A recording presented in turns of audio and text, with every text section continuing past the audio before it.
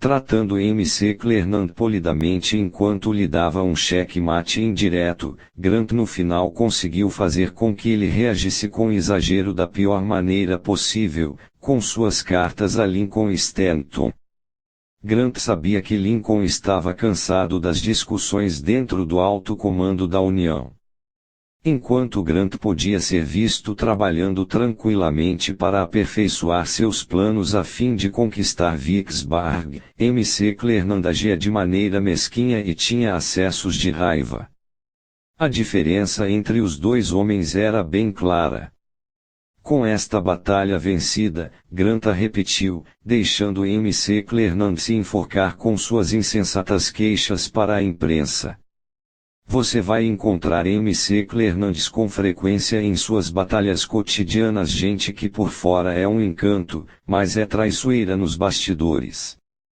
Não é bom confrontá-las diretamente, elas são peritas no jogo político. Mas uma campanha para ganhar vantagem pode fazer maravilhas. Seu objetivo é fazer estes rivais colocarem à mostra sua ambição e seu egoísmo. O jeito de fazer isto é ferindo suas latentes, porém fortes, inseguranças, deixando-as preocupadas com a possibilidade de que as pessoas não gostem delas, de que a posição que ocupam seja instável, que seu caminho para o topo não esteja limpo. Talvez, como Grant, você possa tomar uma atitude que frustre os planos deles de algum modo enquanto oculta os seus sob um verniz de polidez. Você está fazendo com que fiquem na defensiva e desrespeitados. Todas as emoções feias, sombrias, que tentam tanto esconder virão à superfície, eles tenderão a explodir, superestimando as cartas que têm nas mãos. Trabalhe para que fiquem dominados pelas emoções e percam a habitual frieza. Quanto mais eles se revelarem, mais afastarão as outras pessoas, e o isolamento será a condenação.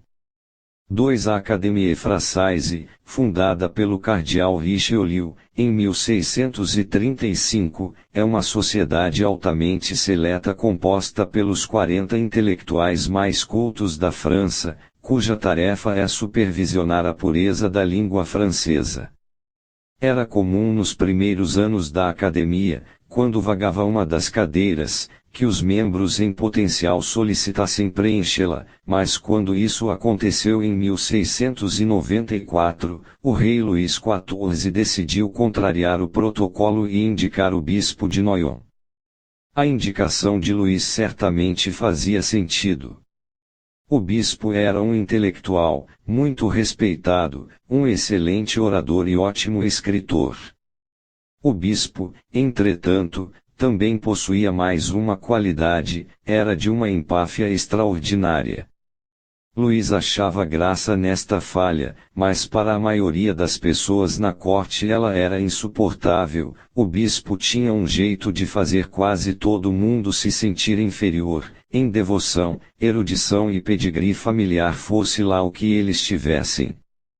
Por causa de sua posição, por exemplo, ele tinha o raro privilégio de entrar com sua carruagem até a porta da frente da residência real, enquanto a maioria tinha de descer do carro e caminhar dos portões de entrada até lá.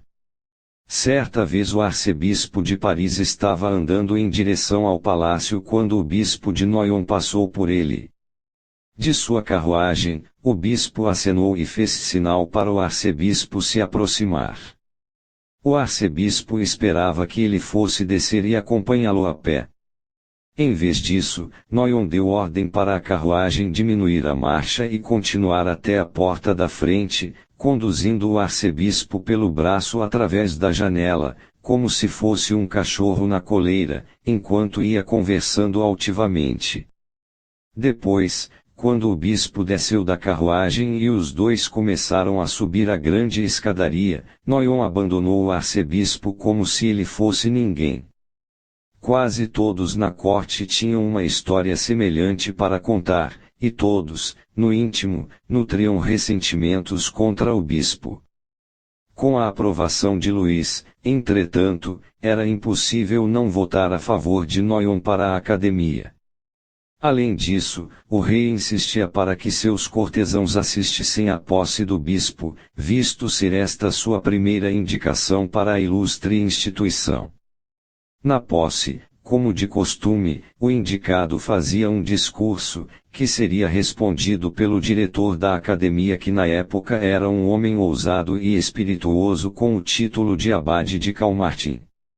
O abade não suportava o bispo, mas antipatizava principalmente com seu estilo rebuscado de escrever. Calmartin teve a ideia de ridicularizar Noyon com muita sutileza, redigiria sua resposta em uma imitação perfeita do estilo do bispo, cheia de metáforas complicadas e transbordando de elogios ao mais recente acadêmico.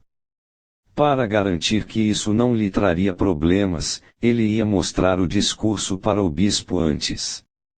Noyon ficou encantado, leu o texto com muito interesse, e chegou até a suplementá-lo com mais elogios efusivos e retórica empolada.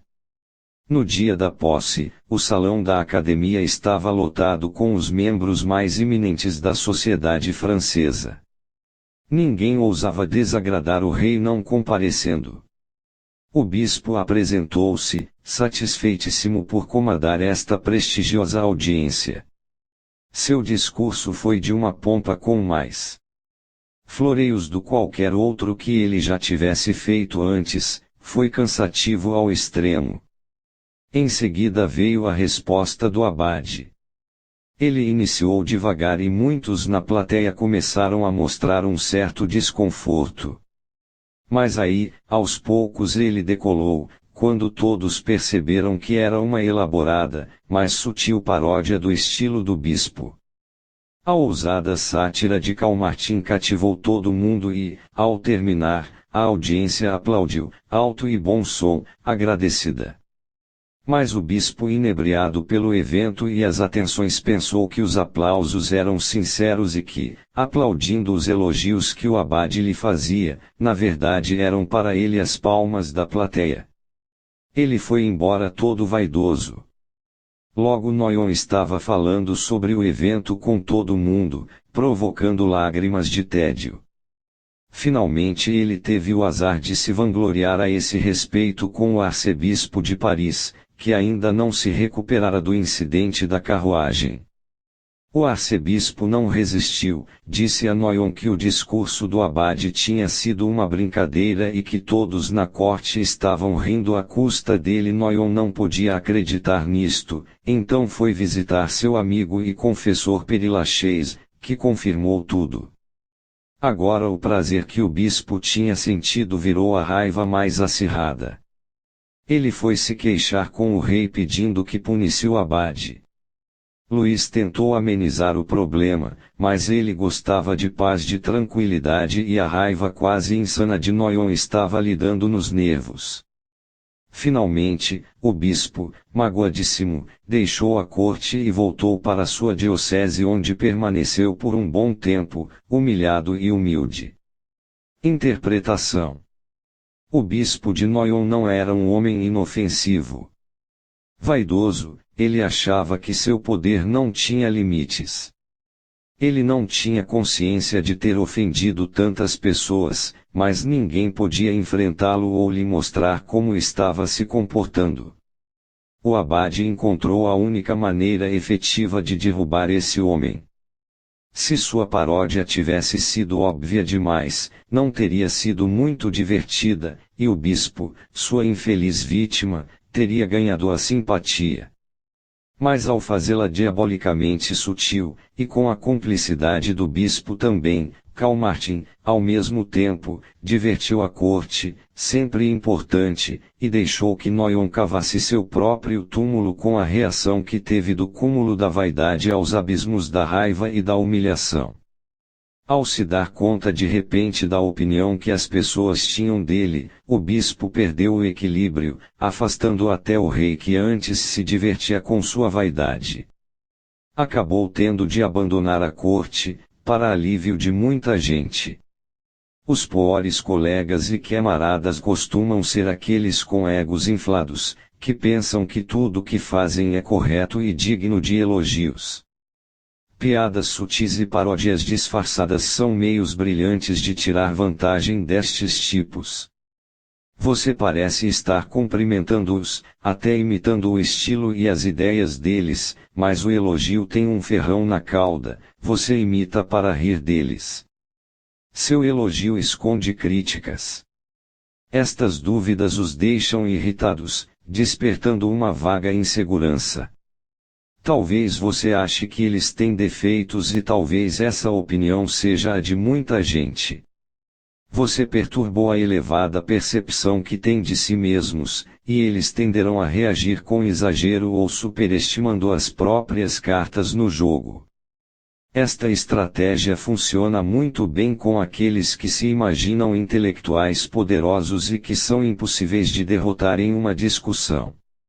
Ao repetir para eles suas palavras e ideias de uma forma ligeiramente grotesca, você neutraliza suas forças verbais e os deixa duvidando de si mesmos e inseguros.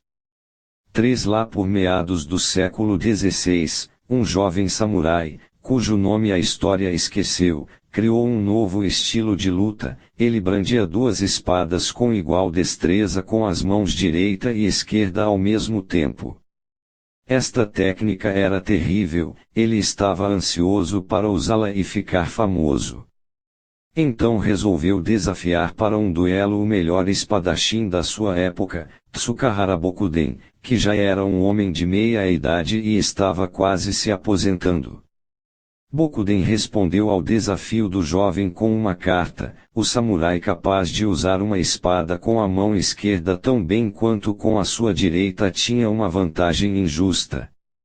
O jovem espadachim não entendeu o que ele queria dizer. Se pensa que é injusto eu usar uma espada com a esquerda, ele escreveu de volta, renuncie à competição. Em vez disso, Bokuden mandou mais 10 cartas, todas repetindo com palavras um pouco diferentes a acusação a respeito da mão esquerda. Cada carta só fazia incomodar mais ainda o desafiante. Mas, finalmente, Bokuden concordou em lutar. O jovem samurai estava acostumado a lutar por instinto e com grande velocidade, mas, quando o duelo começou, ele só pensava em sua mão esquerda e no medo que Bokuden sentia dela. Com a mão esquerda ele se viu calculando: daria uma estocada aqui, uma lanhada ali.